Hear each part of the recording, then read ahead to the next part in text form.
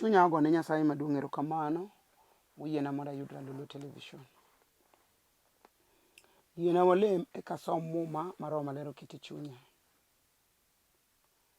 Wagoni erokamano nikech nilong'oni Wuoro Maler mondo wayudre kasama kama. Remb Yesu Kristo ma Nazareth, aketo studio ni lweti gi joma tiye te, gi wuon studio ni te, gi pastors manie iye, gimoro amora man ka nyaka ka compound ni Nyasaye aketo lweti. An be man ka aketo ngimana lweti. Irie badi Nyasachi nyiseche, itim honorabi, itim maber. Wach badwa yalo mari, inwa mondo imi ji winjo malach, itim yaoni gi ranyisi. Midwaro ni otimre e remb Yesu Kristo ja Nazareth. Amen. Chunya ogone Nyasaye maduong' erokamano. Adwa nasom muma. Zaburi 103 matindo 2. Ji wacho ga ni Nyasaye omiya ng'uono e Zaburi. An asomo mumbe te. Adwaro mondo asom Zaburi 103 matindo 2 wacho niya: Yaye chunya, pak Ruoth Nyasaye, kendo wiyi kik wil gi ng'uonone duto. Wachni nochuno jandik muma mondo jandik muma oywag chunye. An bende Roho Maler wacho mondo anyisi ywagi e chunyi. Nang'o? Chunyi ka ema paro nitie ma ng'ato nyalo paro mondakre nikech ei chuny. E chunyi ka ema ng'ato nyalo paro moywagi ka onge ng'ama ogoye nikech ei chuny. To chunyi ka ema ng'ato nyalo paro mokawo pala mochuo wadgi nikech ei chuny. To ei chuny achielni ema ng'ato nyalo kawo bunde mogogo ng'ato. To chuny achielni ema ng'ato nyalo dhi gi kajuoga moneg ng'ato. To chuny achielni ema ng'ato nyalo amo mondo okony ng'ato. To chuny achielni ema ng'ato nyalo kuodhe wadgi. To ema ng'ato nyalo chayo wadgi. To ema ng'ato nyalo timone ng'ato maber kata marach. Chuny. To mano ochuno jandiko mondo wachi ni chunya. Amor gi jal manondiko mumani. Nikech ong'eyo ni richo te chakore e chuny. Mondike mo mar mariko ni mar chuny dhano ema paro maricho wuok ema miyo timo gik moko moro Nyasaye. Chuny dhano. Makata koro yalo ni kani nitie gima chunyi koro wacho. Kendo nyaka sama yalo kani nitiere mon manoriembi mondo kik dagi nikech gionge gi nyithindo. Chuo riembogi. Tu bende nyaka sama koro wuoyo kani nitiere jal moro ma jachien omaye chuore odonjo kochot moro moti man gi nyodo 5. Atemo wuoyo kuom gima iluongo ni chuny ma chandruok nitie, chuny maber nitie, chuny marach nitie. Andika wacho ni yaye chunya, pak Ruoth Nyasaye. Kisepake chunya, kisepako Nyasaye, to wiyi kik wil gi ng'uono Nyasaye. Chunyi wacho ang'o sama koro yalo wach Nyasaye ni? Nitiere wach ma chunyi wacho kendo ne onge wach ma Roho Maler nyalo kelo ka ok Nyasaye oneno ka gino nitie masando jomoko. Ok bi nono. Nitiere wach ma chunyi opango. Mondo ikengeche ni chuny dhano nyalo paro gik modwano tim, to mago duto ne lwete Ruoth Nyasaye. E chunyi kanyo ang'o manitie? Iseywak marom nade e chunyi kanyo? Akoni, iseneno ka ji adi mang'iewo geche to gin mbeseni to in ionge gari ma chunyi osewuoyo. Ji adi ma onigi nyithindo to in ionge go to gin mbeseni chunyi osewuoyo. Muma wacho ni yaye chunya, pak Ruoth Nyasaye, kendo wiyi kik wil gi ng'uonone duto. Tiende ni sama chunyi chandore, ok ing'e ni chuny. Ema miyo dhako bukra buka yanya chuore adier. Wajni nono kabisa. Ng'ane gine ni ka timo kama tite leng. Inda kitimi. Yani mano chunye. Chuny nyalo miyo dhako yany chuore. Chuny nyalo miyo dhako go nyaka chuore ma ta. Mano chunye. To chunyi ka ema ng'ato nyalo neno ng'ato gerot maber en bo temo mondo get ok chopi nikech mano chuny. Momiyo kada ka nyithindo somo kanyachiel to rieko gi opogore. Achiel temo mondo chal gi wadgi to ok chal, mano chuny. Muma wacho ni ayaye chunya paki Ruoth Nyasaye to wiyi kik wil gi ng'wono. Yien awuoyo kuom ng'wono ma Nyasaye timo mowinjo chunywa paki. Ahero ga timo neno ni an natho 1997 ma Ruoth ochiera. Owinja pak Nyasaye to wiya kik wil gi ng'wono ma Nyasaye otimona kaduogo e ngimana kawuok e dier jomotho. Ok wil. And that is why asika timo neno no makato jogi tabiro nuoye nikech en ng'wono ma Ruoth notimona. Kik wiyi wil gi ng'wono ma Nyasaye osetimo. Mondo mi Nyasaye omiyi dichwo idago, mano ng'wono. Mondo mi Nyasaye omiyi dhako idago, mano ng'wono. Mondo mi Nyasaye omiyi nyuol nyiri, mano ng'wono. Nikech ok inyal chweyo kendi. Mondo mi iyud nyathi ma wuoyi, mano ng'wono. Awacho ni mondo mi iyud ayudo onget ni umorigo, meninde migwe onget, mano mana ng'wono. Mondo mi iket chiemo e mesa kata otin kata otimu pi ticham, mano ng'wono. Muma wacho ni kik wiyi wil gi ng'wono ma Nyasaye otimoni. Ng'wono duto ma Nyasaye osetimo. Samoro nja uyudo accident, ji otho kuomi titi dong' kingima, mano ng'wono. Muma wacho ni kik wiyi wil gi ng'wono ma Nyasaye osetimo. Ng'wono Nyasaye, ng'wono. Kik wiyi wil go. Adwa ni ng'e ni giko mar dwaro ni e lwet Nyasaye. Nyasaye ema jower nowero ni is the final say. Wach ma Nyasaye wacho mogik. Chunyi osechandore ahinya mondo Nyasaye otimni gimoro mahono. Kawuono an ka mondo anyisi ni kata chunyi chandore, to Nyasaye ema nigi duoko ni mogik. Duoko mar changni ni e lwet Nyasaye. Duoko mar kweni ni e lwet Nyasaye. Duoko mondo ibed permanent, your permanent job ni e lwet Nyasaye. Duoko mondo chuli pesa ni manyo ng'ato nigo gowi ni e lwet Nyasaye. Winji, Nyasaye e duoko mogik e ngimani. Mondo mi Nyasaye chweni nyathi e ika, mirwak matanet ma idongi ma ing mesani, ni e lwet Nyasaye. Nyasaye e duoko mogik.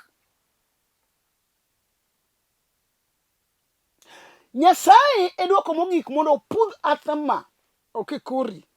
Nyasaye nigi duoko mogik kuomi. Nyiso ni gimoro amora mitimo, the final say en Nyasaye. Winji muma kadhi somo. Ka Hezekia tuo mane dhi nege, to Nyasaye magiko mar dwachi, Nyasaye man gi giko mar ngimani, giko mar chandruogi, Nyasaye man gi gimoro amora duoko wa kuomi. Oro janabi Isaya mondo dhi Hezekia jatich Nyasaye, to kone ni iwinjo tuoni dhi negi ma ok ni tony. Koro pog gigi ne jogi. To nikech en jaote onge gi comment machielo, en wach moro ne motero, to wach modong' okia, ogomo mondo odogi nikech osechopo ote. To sama no chopo ote to wach no donjo Hezekia mochwoye kapala. To wach no nochune mondo wachi ni atho adier. Ndiko wacho no loko ng'eye kor ot. To chako kwano ne Nyasaye kaka osetiyo nyim Nyasaye. Ma momiyo kata ka walemo, to nitiere kama wamako go bura ne Nyasaye. Ka ng'ato golo achiel kuom 10 nyaka mak bura, imiyi risit momako go bura ne Nyasaye. Chieng' ma kama, sama kama, natimo kama. Ndiko moyienwa nikech ndiko wacho ni ka Hezekia oseyudo report. kodi gero makanisa ma Nyasaye yie jogo mi risit mar gedo no mak go bura ne Nyasaye koni ruoth ne nyicha lora account na nikech kanisa ni gima kama koro tema. Muma wacho ni Ezekia oloko wangi kor ot to umo wangi to chako wuoyo gi Nyasaye ma wabiro wuoyo go kangwa tieko. To mumba kod mari misomo no wacho ni ya owacho ne Nyasaye ni ai ruoth parie pare kaka siwuotho nyimi ga dimba pare kaka sitiyo ni Nyasaye pare asetiyo ni ka wuotho nyimi ga dimba pare wach matin ni aken binyo wach no othin ten ge teko pare kaka sitiyo ni ka wuotho nyimi adimba. Apenji ngat Nyasaye te madhi wacho wach mogik e ngimani ang'o misetimo ne Nyasaye ma Nyasaye dimak nego Nyasaye bura.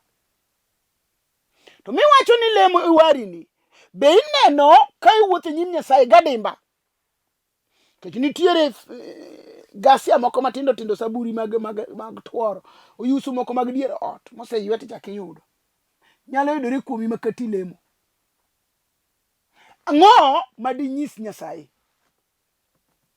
Wenyiso Nyasaye timbe ni maricho. Timbe ni maricho tiluongo warruok ikoni Yesu war chunya jaricho mane jal matingo richo ni. To weni timbe ni maricho. Nitiere wach makoro nyalo mago bura gi Nyasaye mondo bed ni duoko mogik. Ezekiel kono ni ai pare kaka siwuotho nyimi gadimba. Andika wacho ni no oloko wangi kor ot. Koro ywak kong'iyo kor ot. Winjo ka wacho ketho chunye, wacho nyayo dende. Wacho chalo gimogoye gi bunde. Chiemo nja wuotho gi mamondo kona ni kano gika awa osna Nairobi ka. Kareru. To nogo sime.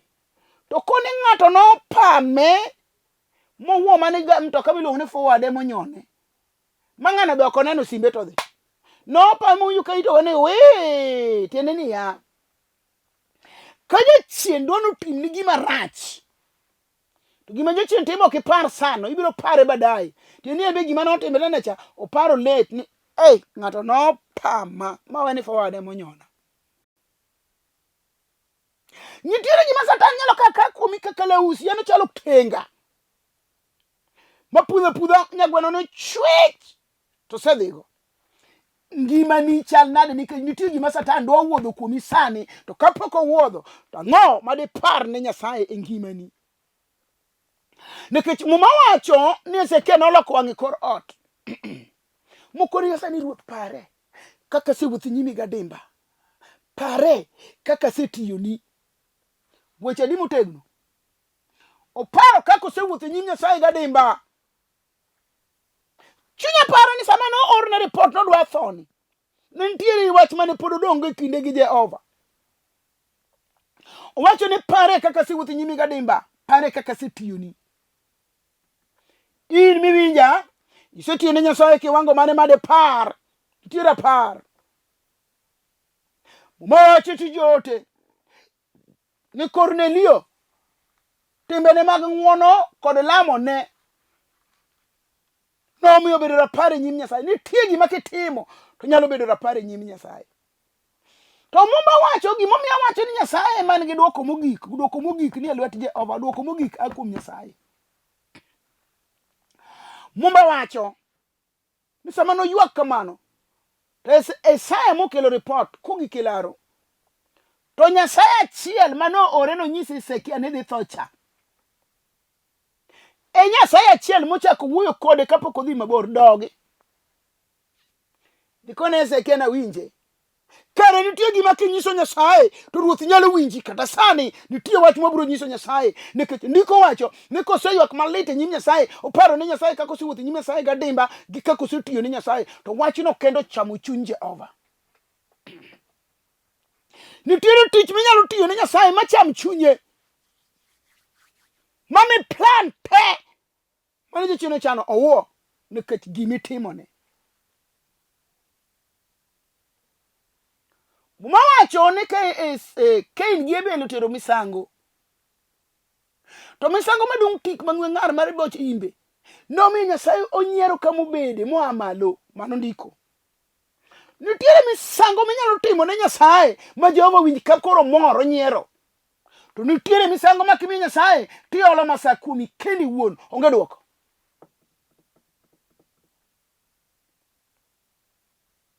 Muma wacho mane omiya wach Nyasaye is the final say, en man gi duoko mogik. Wach ma wache giko. To Nyasaye wuogi Isaya okoni dogi wach ma Ezekiel wacho pongo chunya dogi. Kone na mede iga 15. Ok no sani. Beni tiere gimi nyalo mako go bure nyim Nyasaye kawuono. Mondo wach mosesandi gi lalani, wach mosesandi gi kindani, wach ni owore nyim Nyasaye. Owore te mawasiki tang wigi maka gingito giumo wange ne giyweyo ka gima ok gineni to be gineni enena. Yani gima Nyasaye otimono omiyo wenge gi othobo.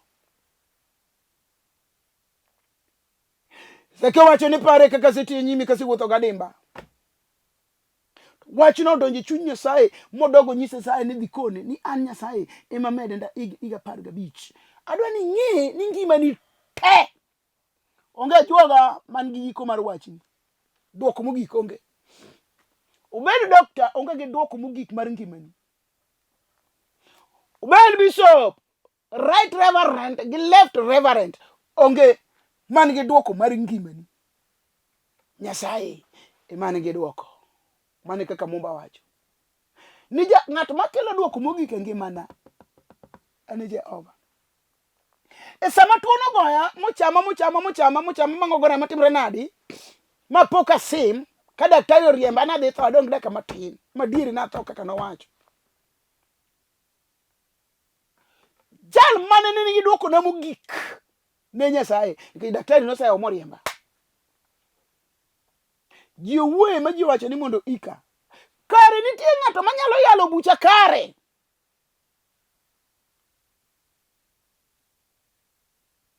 Nyasaye Muma wacho ni yaye chunya pak Ruoth Nyasaye kendo wiyi kik wil gi ng'wono ne duto. Wiyi we wil gi gik ma Nyasaye osetimoni. Daudi wiye ne ok owil gi gik ma Nyasaye notimo. Mano nochune mondo wach ni wiye chunya wiye kik wil gi ng'wono mitimo. Mawachino nochuno Daudi.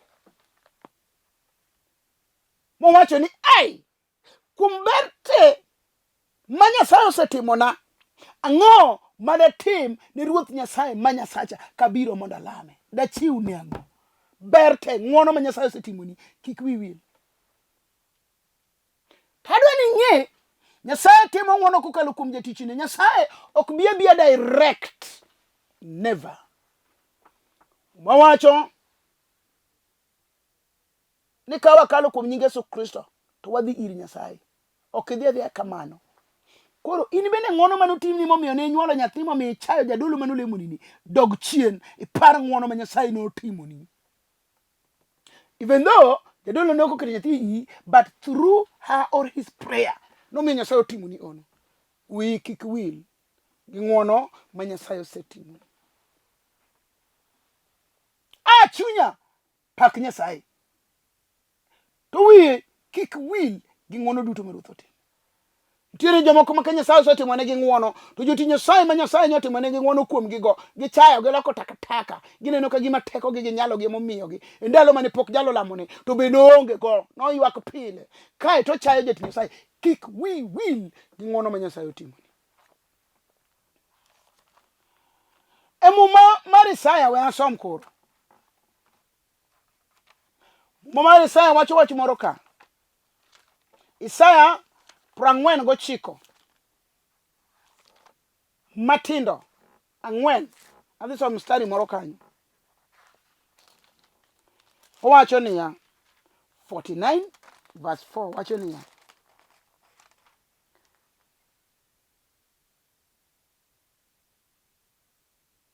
kika chake wang'e yiena chake laini mar 2 laini mar 3 ka chake wang'e to wacho ni chon na wacho ni setiyo matek ayem nono. Laini mar 2 wacho niya kendo ni aseketho tekra to onge gima yude. Laini mar adek man go gi wach wacho niya, to kara Ruoth Nyasaye biro ng'ado bucha kare kendo pokna mana ni e lwete. Mane momiyo wacho ni ng'at ma wacho wach mogik e ngimawa en Nyasaye. To kara Ruoth Nyasaye biro ng'ado bucha kare to pokna mana ni e lwete. Muma moro wacho ni ng'at ma ng'ado bucha kare ni e polo. Tiende ni Nyasaye e wach mogik e ngimawa. Nyaka mondo mineno in gogo we sungorigo mago ok gigi. Mago Jehova momiyi, inirito gi erita. Iparo nade ka ino migi to ng'ama chielo jirendi okomi. Okoromi chae, okoromi sungri. Muma wacho kara Ruoth Nyasaye ema ng'ado bucha kare kendo pokna mana ni e lwet Nyasaye. Mama Nyasaye ne ong'ado ne Hezekia bura kare. Mipoke Hezekia mar ndalo momedi ne ni e lwet Jehova. Be iwinjo kidwaro mondo Nyasaye ong'ad buchi kare to pokni obed e lwete. Nyasaye ema wacho wach mogik e ngimawa.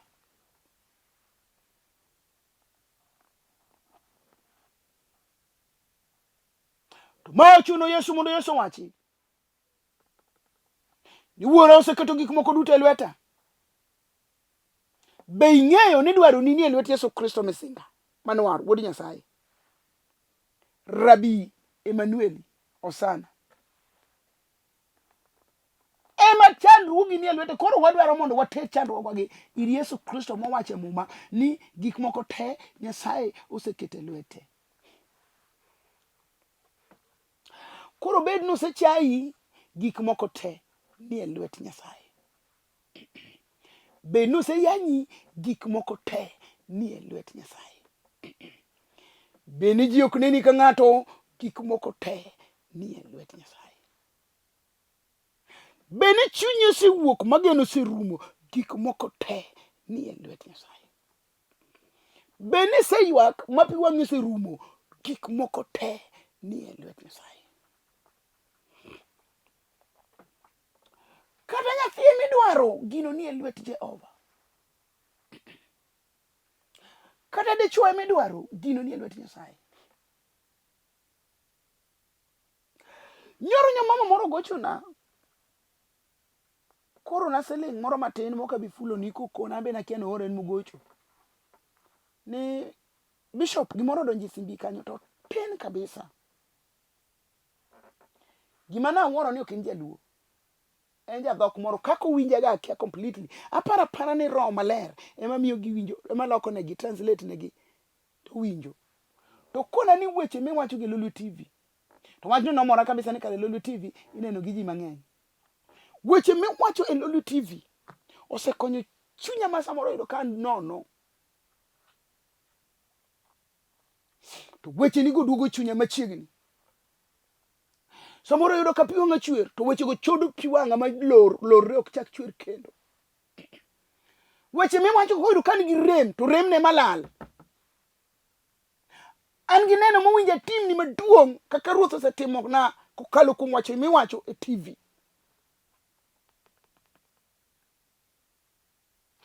Nyaka kawuono ibiro bedo janeno kuom wach manade ma Ruoth okelo kawuono mondo Ruoth okonyigo. Ibiro bedo janeno adier. Kendo ine ma juma ok rumie kende ka ok go simi kona adier Nyasaye notimo na nikech kare Nyasaye is the final say. To wach ni moro nikech Yesu wacho ni teko te e polo kende piny osemiye to teko no omiyowa. We have that authority and power. Nikech Yesu no omiyowa.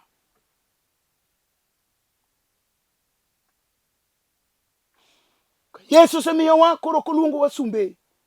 Koro wan owetene to wan osiepene. Awacho ni ngimani chandruogi Nyasaye ma wacho wach mogik.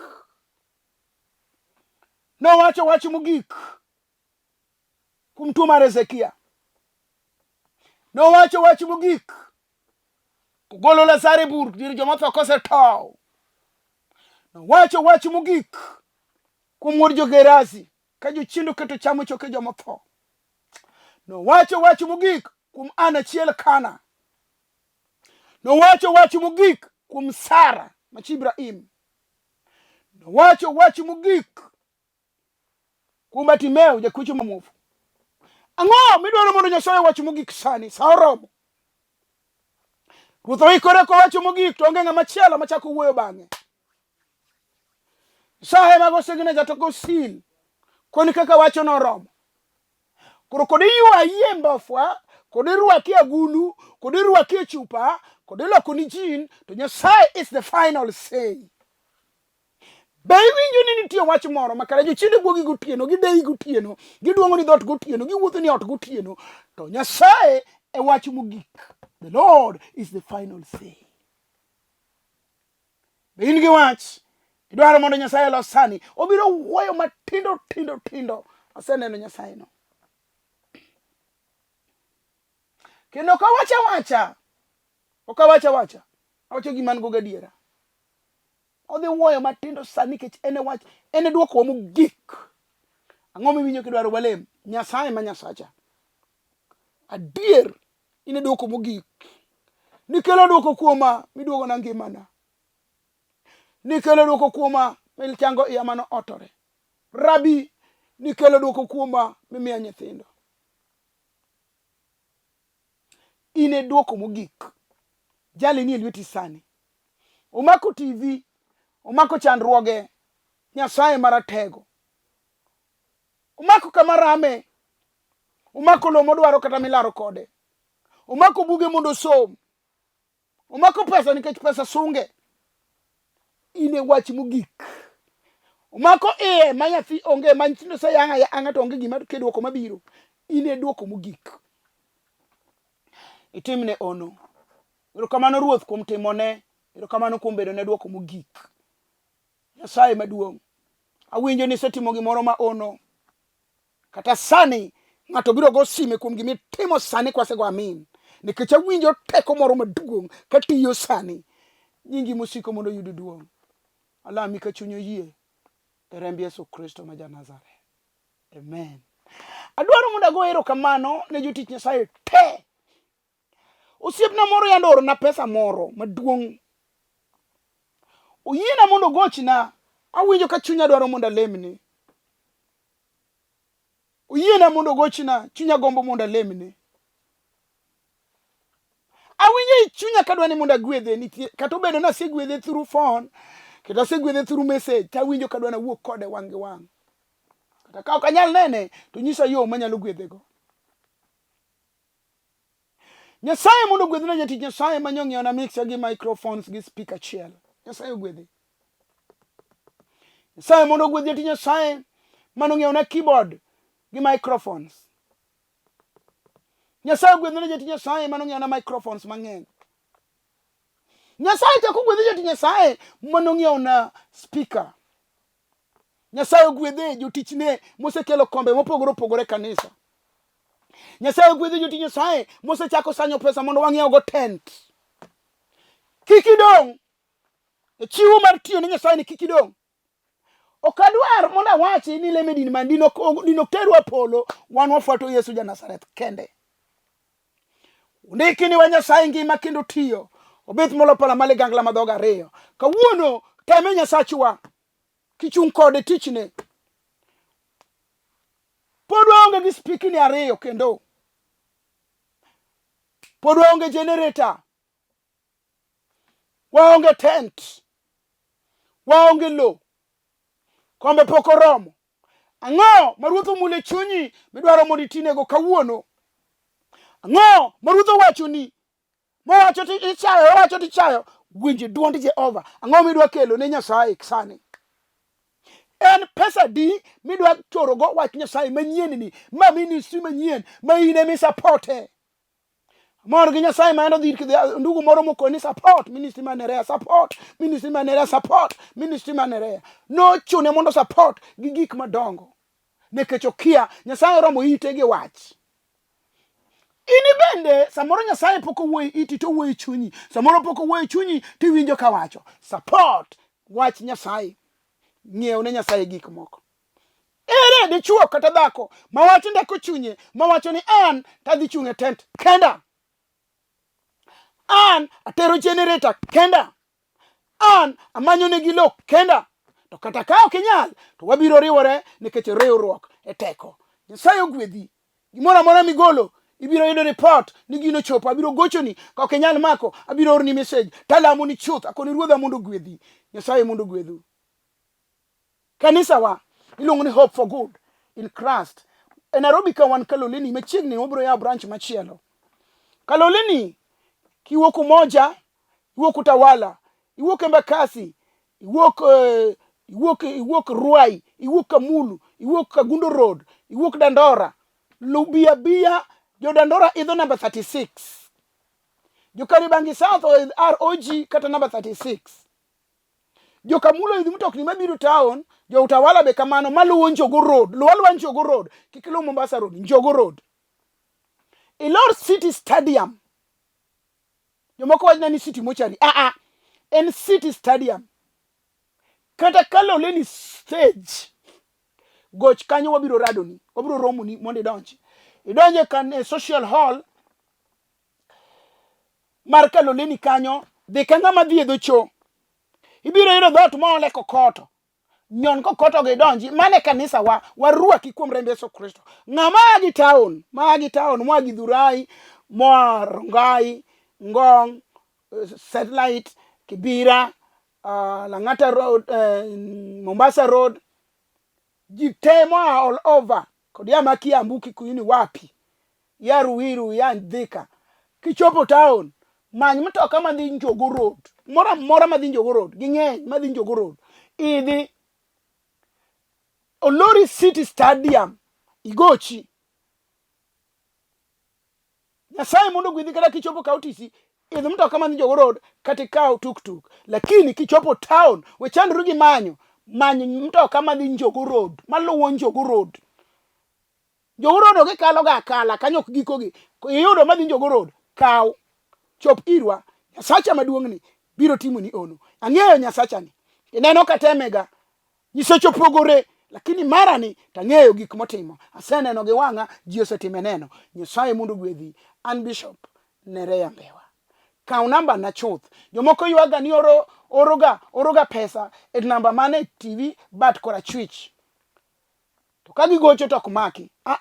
Mano mar WhatsApp mar TV. Ok en ma ore pesa. Kidwa tiyo ni Nyasaye tigi namba na 072 0 4 0 3 9 1 3. We wacho ni en achiel nono en 0720 40 not 10 0720 40 3913.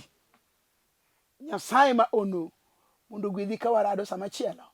Arito winjo gik mabeyo ma Nyasaye osetimo nikech ang'eyi otimo gik madongo e tung piny gi tung piny. Nyasacha mondo gwedhi. Shalom. See you next time. Amen.